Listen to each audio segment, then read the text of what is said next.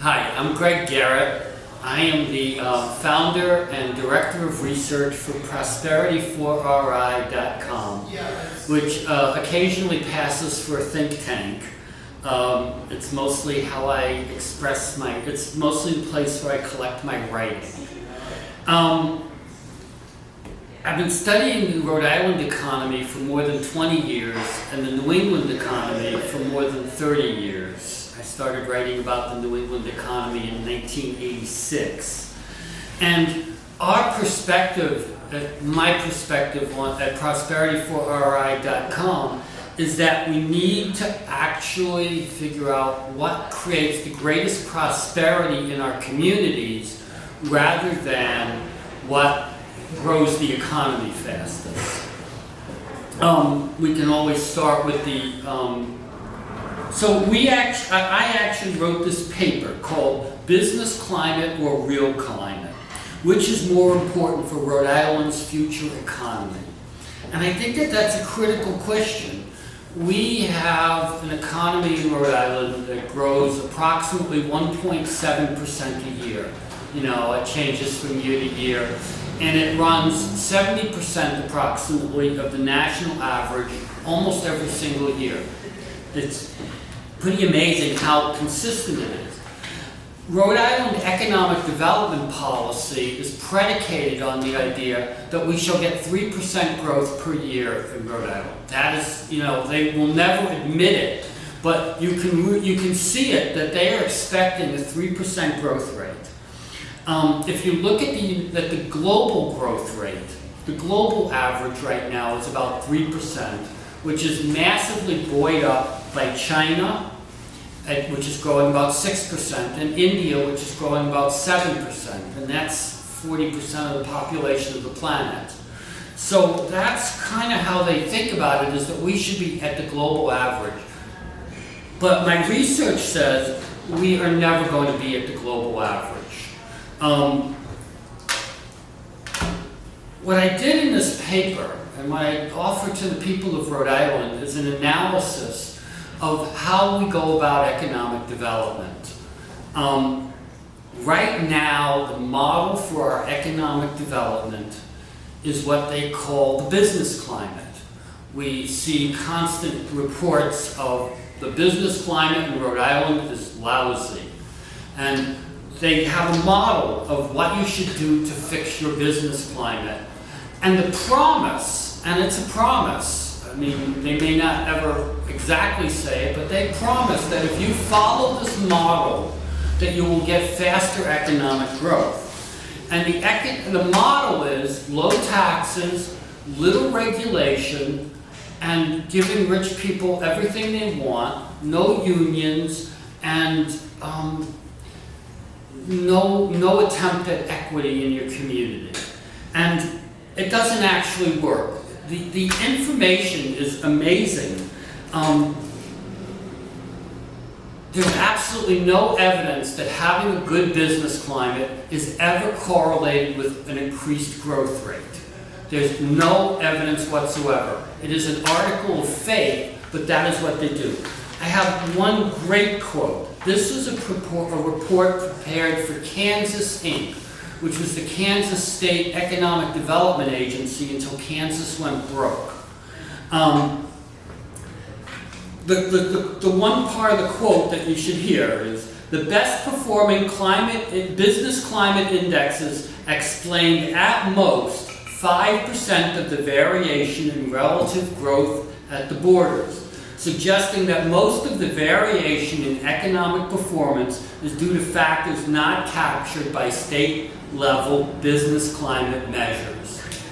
I don't think we can be any clearer that this whole idea of paying attention to the business climate doesn't make a damn bit of difference. It actually does not help your economy at all.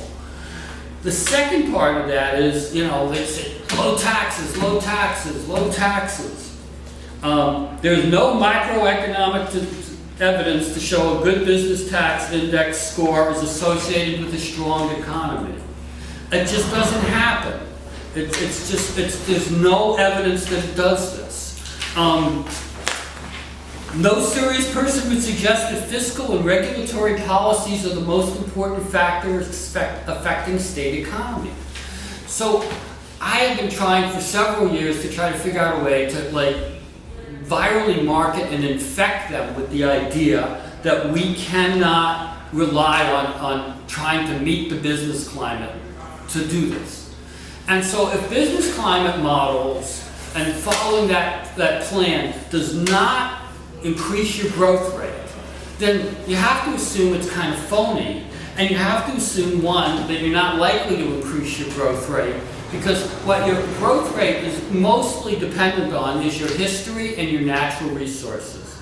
If you look around the country and you compare the different states, and the Bureau of Economic Analysis provides all of that data, then what you'll find is western states grow faster than eastern states, and states with large natural resource sectors grow faster than states without large natural resource sectors. So if the national average is 2.4, Rhode Island is going to be below that because it's the oil boom, the fracking boom, the mineral booms that keep the national average up above 2%. And the national average would not be 2% even if we were not doing these things that we call growth, but are actually not growth. They are actually depletion of natural capital that we call growth, but each time we do those things, it makes us actually poorer for the long term. So that is what we have. We have an economy plan based on massive big lie. It's basically saying, and in the paper and I would not talk about it much here, there's an explanation of where this comes from and who developed it. And it was essentially, in the 1970s, the Chamber of Commerce, along with some conservative economists, decided they wanted to roll back the Clean Air Act, they wanted to roll back the Clean Water Act, they wanted to roll back the National Economic Policy Act. They decided that they would undercut a lot of things around social justice and the creation of public housing in America as a way of helping rich people get richer and maintain power. And they've essentially been successful. One great quote about what's going on in the economy of the United States as we get more and more unequal. Since 1989, 1% of the population, the richest 1% of the population, have gotten $21 trillion richer. The 50% of the people at the bottom of the economic heap are $900 billion poorer. So half the country is going backwards, the rich are getting much richer. And all the evidence points to the fact that the more inequality in your economy, the less likely it is to work well. So, and then we have the whole issue of environmental regulations. The economic data related to environmental regulations is that for every time you put in an environmental regulation that's at all well thought. I mean, you can crash an economy if you make really, really bad decisions like that. You know, Zimbabwe under Mugabe is a perfect example. You can crash an economy. But if you have environmental regulations that make sense, that actually protect the public health and public safety and the health of the environment, you get about 10 times the benefit of the cost. In other words, if it costs you $1 billion to comply with the regulations in a state, you're going to get $10 billion of economic value out of it. I mean, how can people say, we want to get rid of these regulations? You know, the damage is amazing. So you've got all the benefits of environmental regulation, all the benefits of greater equality. The states that actually tried the neoliberal business climate model crashed their economy. We need to do better. The next factor that we need to think about is how do you get economic growth? I kind of hinted about that a little bit, but it's really dependent on capital depletion. That is most of what it is. I mean, you can't build a city if you don't steal somebody's forest. The history of Western civilization for the last 6,000 years is the growth of cities, and cities are where all the economic growth seems to take place, other than, mines and deforestation.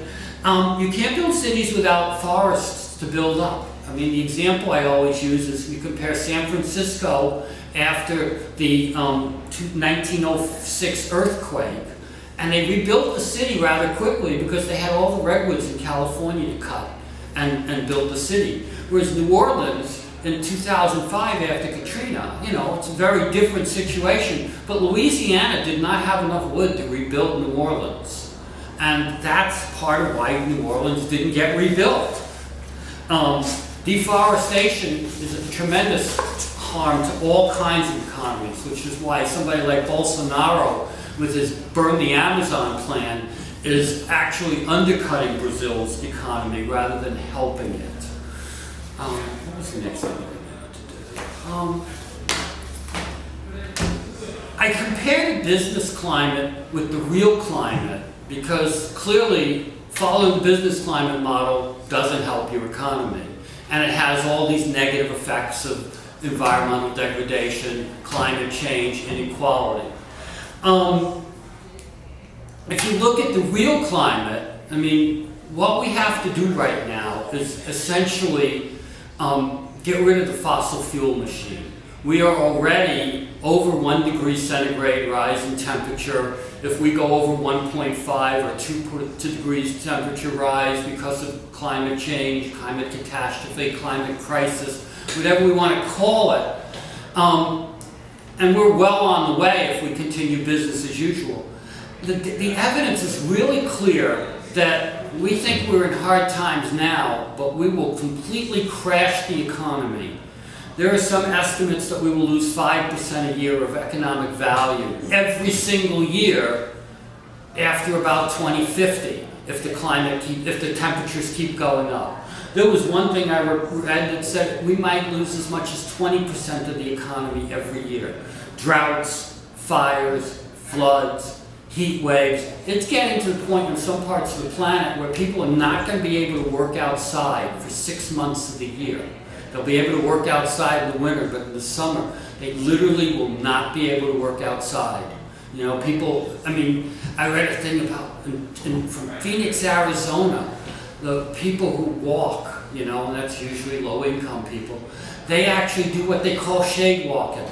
You walk down the street, and I do it myself on hot summer days.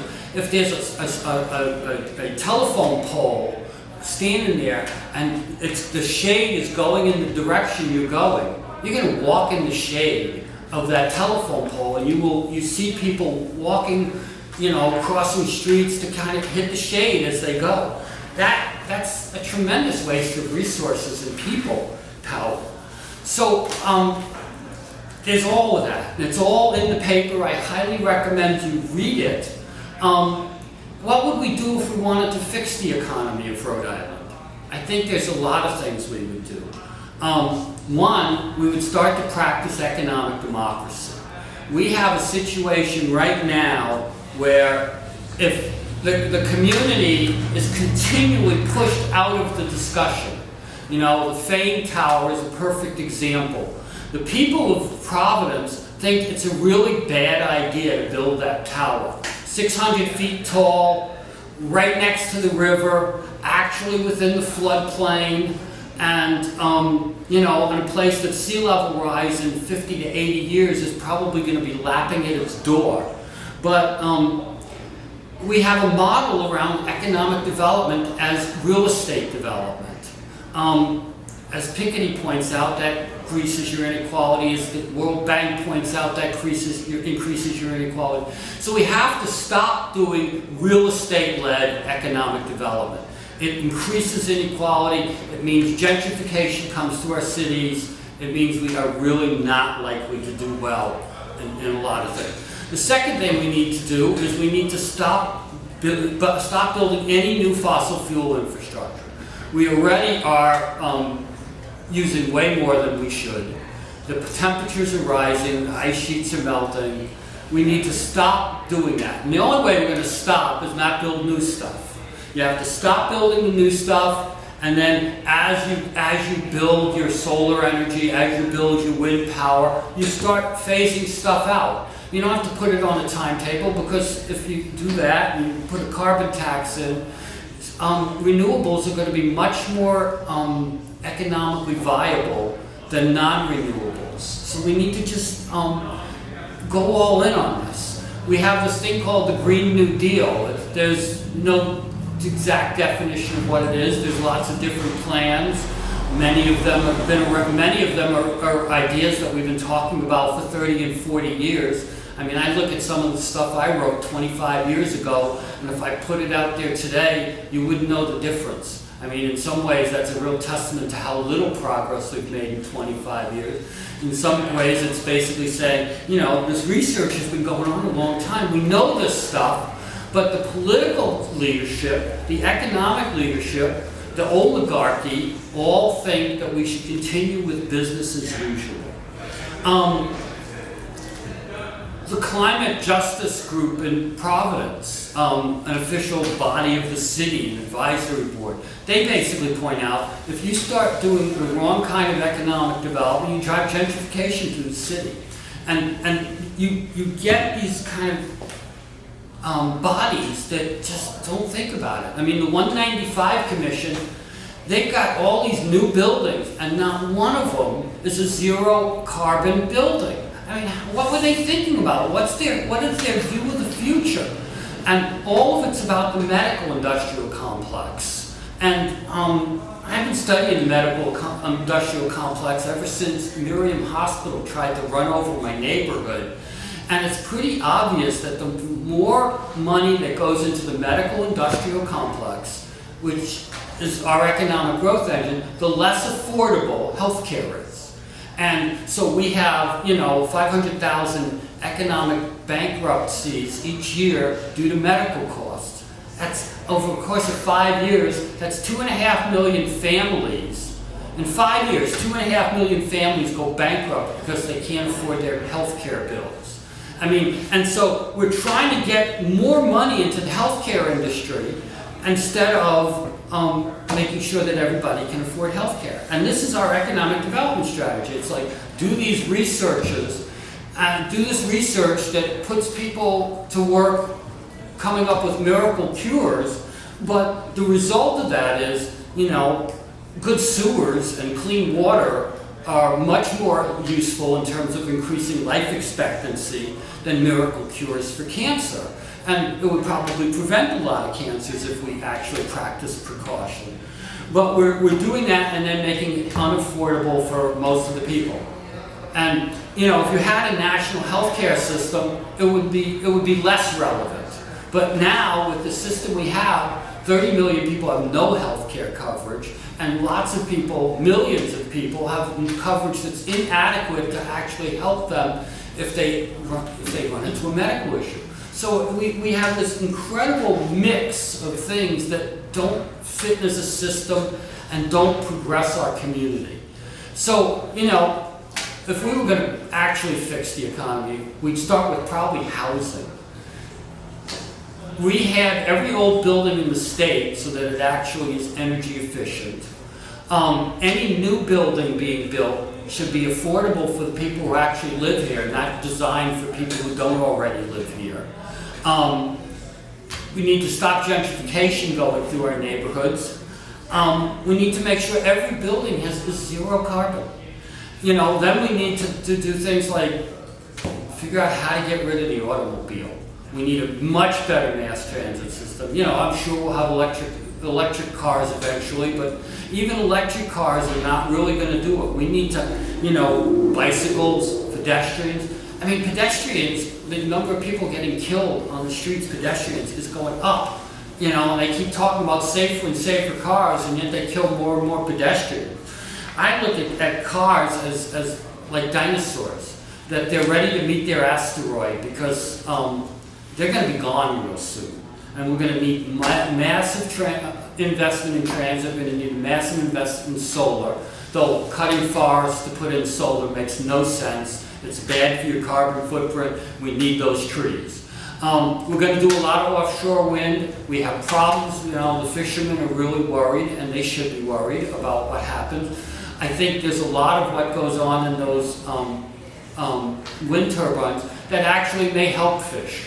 They provide solid bases and places. It's almost like building, reef balls. But there's no problems that between the energy system and building more of these and what the fishing people need.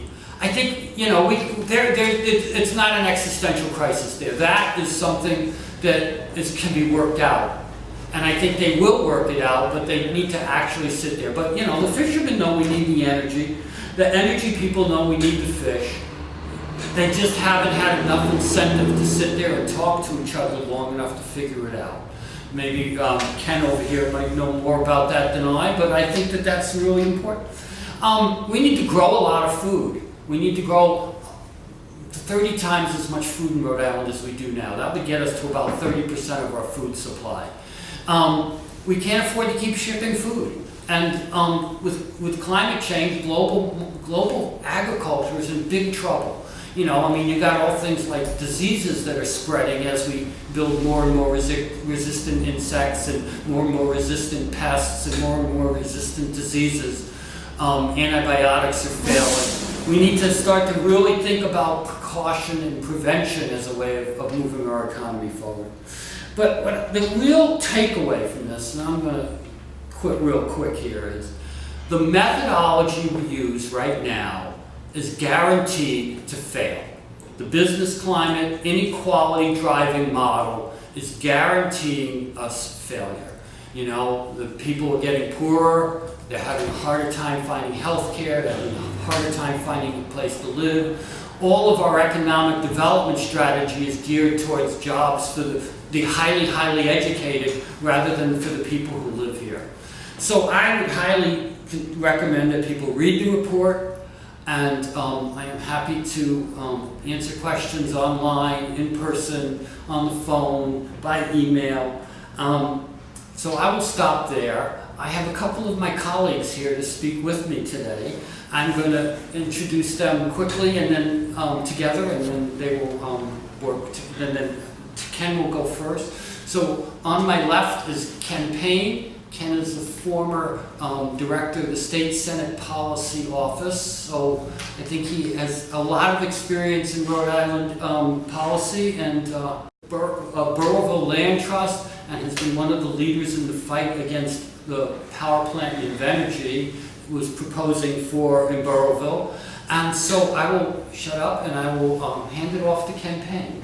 Thank you, Ken, for coming. Thank you. I'm pleased to be here, Greg.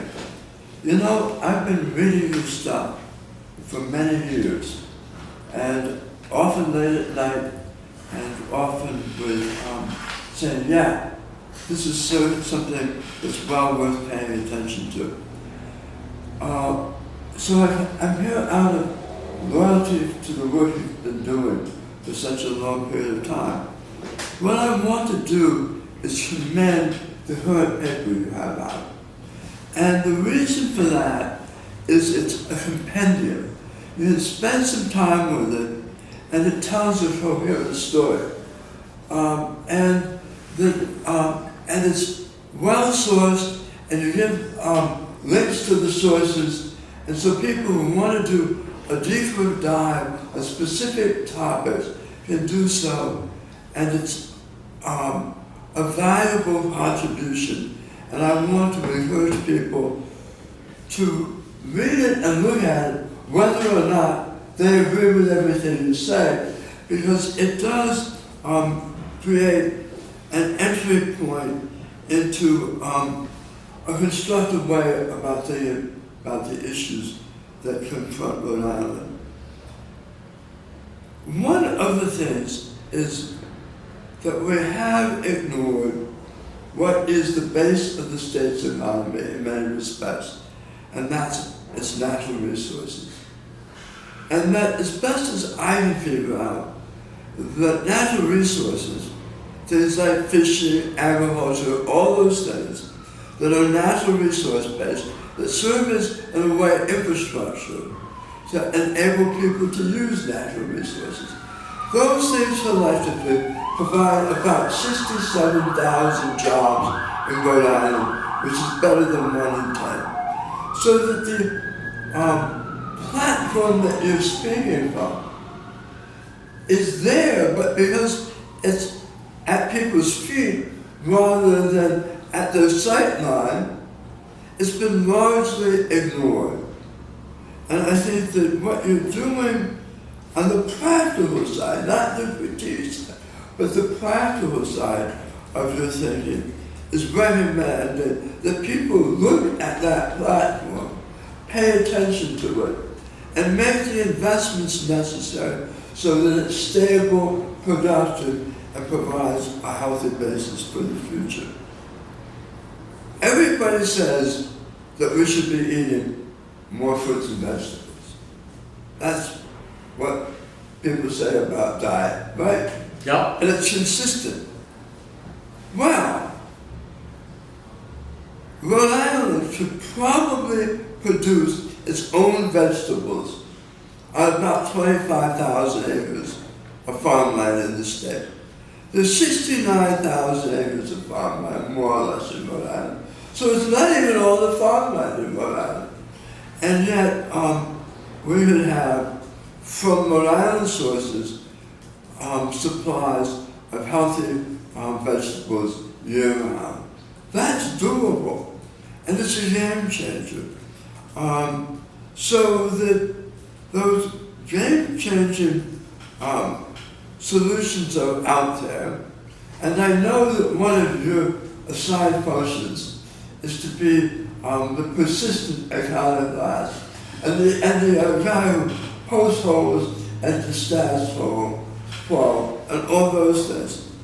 But I think that understates the value of what your thinking is, which is that it is also quietly constructive.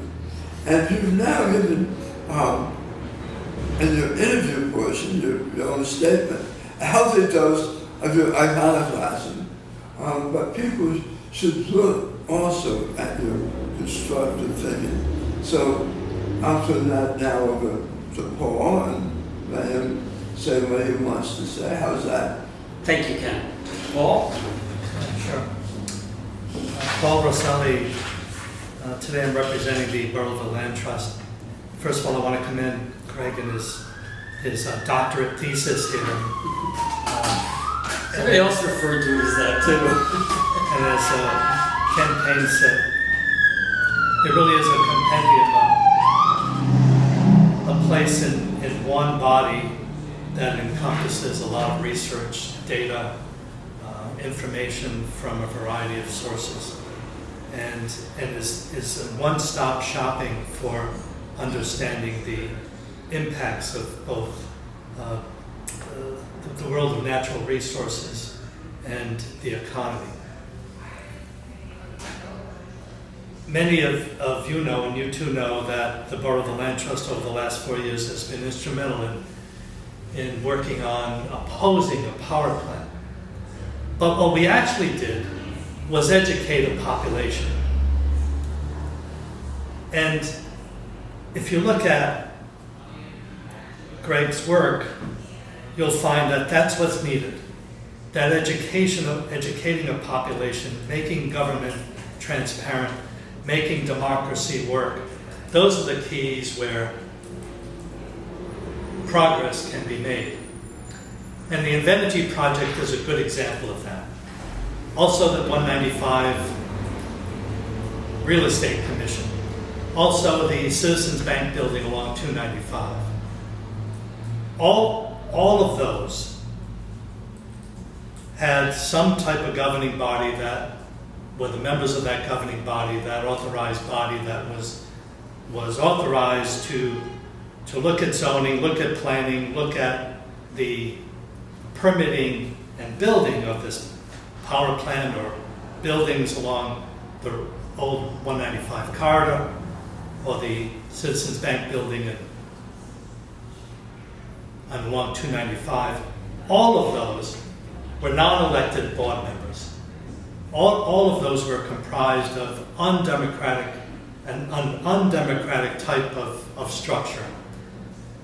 And they were created that way. Those boards, whether they be the 195 Study Commission, Zoning and Planning in Town of Johnston, or the EFSB, they were all created because of a lack of trust to the general population, a lack of trust in the democratic process, a lack of trust in how that process can work for the benefit of everyone. That's why they were created. They were created to take control out of the hands of the people who live there, people who work there, people who live in our state, people who live in our region, on our planet. It was to take control away from those people. And the EFSB is a good example. The Energy Facility Siting Board that came out of the Energy Facility Siting Act, which was promulgated, put into place around 1986 or so, 33 years ago. That board is still in place. The members of that board are still appointed by the governor. The members of that board owe their allegiance to being there because of an elected official, because of the governor being there. So depending on the point of view of the governor, things can go either way. What the Land Trust did, and so many other organizations, was to get the word out there, was to re-trust the population.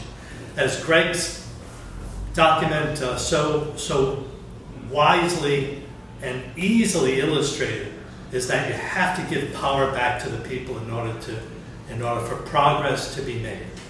So that buildings like what we see right across the street along the 195 corridor would have been a zero carbon emission type of building. So that all the energy efficiencies, so that all of the carbon fossil fuel issues, particularly about the building off of 295, would have been addressed. So too the introduction of a fossil fuel power plant proposed for the middle of the woods in the northwest corner of Rhode Island. Somewhere along the line, that democracy has to be reestablished. And it has to be reestablished based on papers like Greg's, and based on giving trust back to the people that these elected officials serve. Now, it may seem that this document has no place in our society. It has no place in our economy, but it has everything to do with our economy. It is the cornerstone of how we should look at our economy.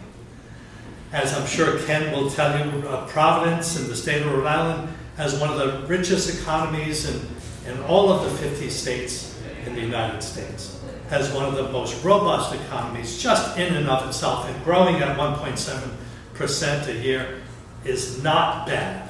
Matter of fact, it's damn good.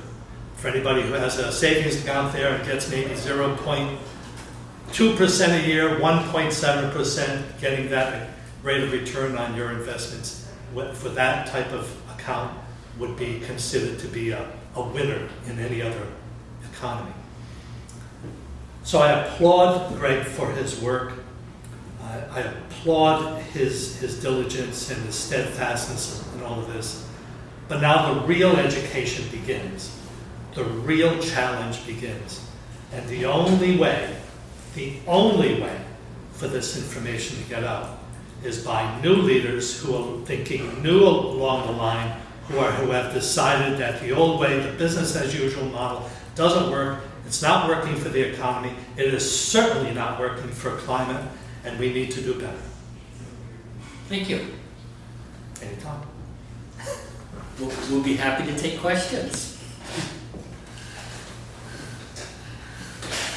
Greg, what do you see as next steps? Who you'd like to see use this document? And I am going to start after today sending it out to every legislator I know, and then maybe a whole bunch of them that I don't. Because I think that the legislature is an important place. They set tax policy, they do a lot of things. Senator Ruggiero, basically, wrote a bill last year to override local zoning on the 195 lands. So the legislature needs to really start to understand this. I think things like the ecoRI, the EFSB, those are groups that really need to grasp this. I think other groups need to. One of the things that I didn't mention earlier, and that Paul hinted at, is if you really want economic development to work in a community, then it has to be supported by the community.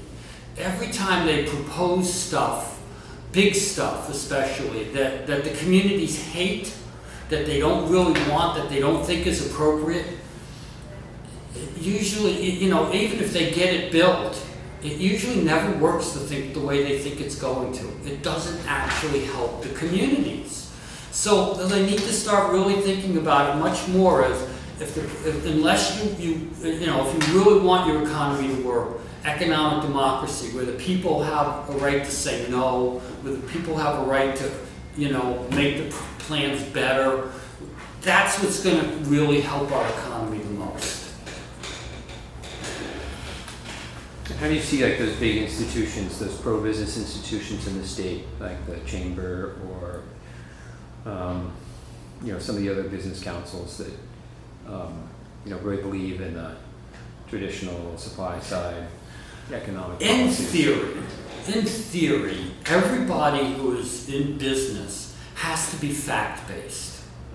If you're in business and you're basing your projections and you're ordering stuff based on phony numbers, then you usually get yourself in big trouble.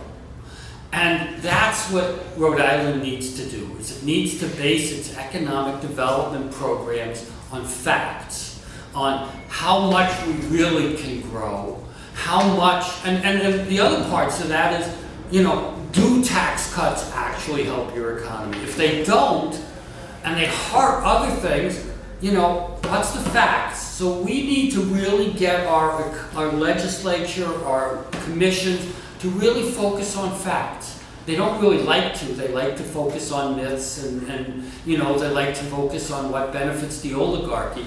But if they really say, we represent the people, we want what's best for the people, then the fact that a tax cut for the wealthy doesn't help the entire economy and actually makes the situation worse, they need to know that. If they say, we want to build the medical economy, but it makes healthcare unaffordable, they need to know those facts when they do this. So that's what I'm hoping, more than anything, is that we start to go back to a fact-based system. Right now, we run on an ideological system where, there's a great quote I got. I'm not going to read it to you, but it basically says, economics is a hot mess. There's so many different strands, they don't agree with each other, they create all kinds, and so only certain economists are let in the room. And it's really kind of interesting, they only let our economists in the room who back the oligarchs.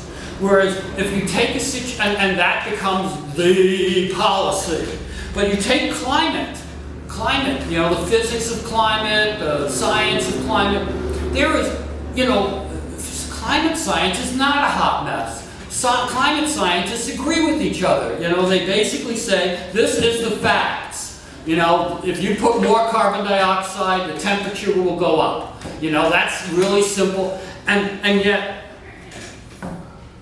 the discipline where there is no agreement and they haven't got their facts straight, that is the one that they say, this is important policy. And the one that has the facts straight, and where they all agree, they say, oh, we don't have to listen to them. And that's kind of implicit in how we do work in this country. And that's really, if we don't get that straight, if we don't start to have a fact-based system where real science and real facts are what drives policy, we're in big trouble.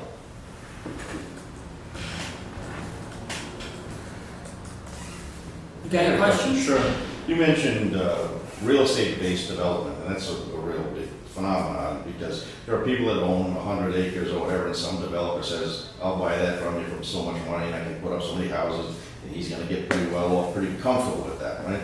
So this is about transition. Obviously, that's what I just described, what you described, is unsustainable. We can do it until we can't do it, and then it's kind of too late.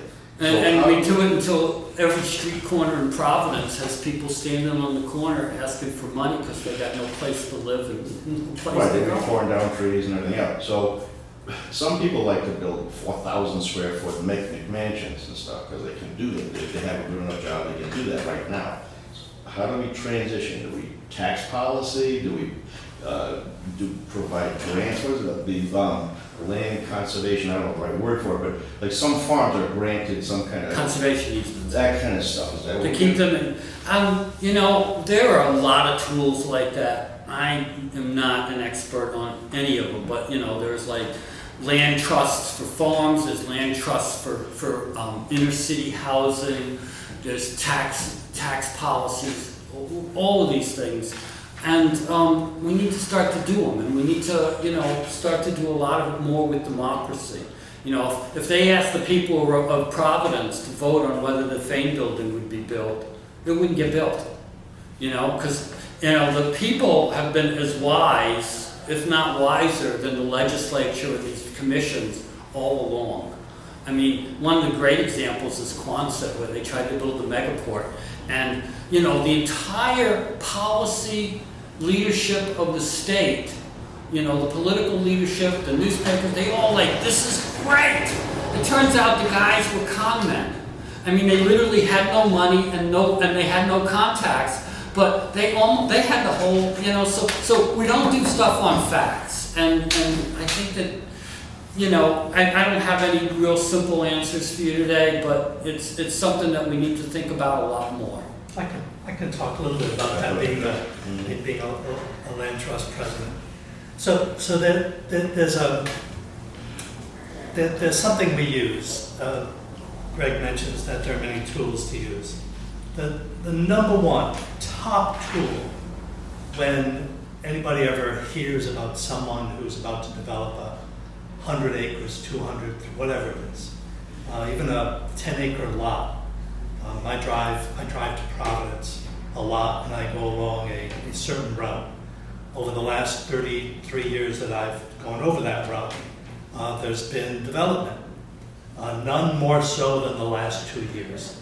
The last 2 years has seen an explosion of development. One of the tools we use right away is an appreciation for what exists, a love for the land.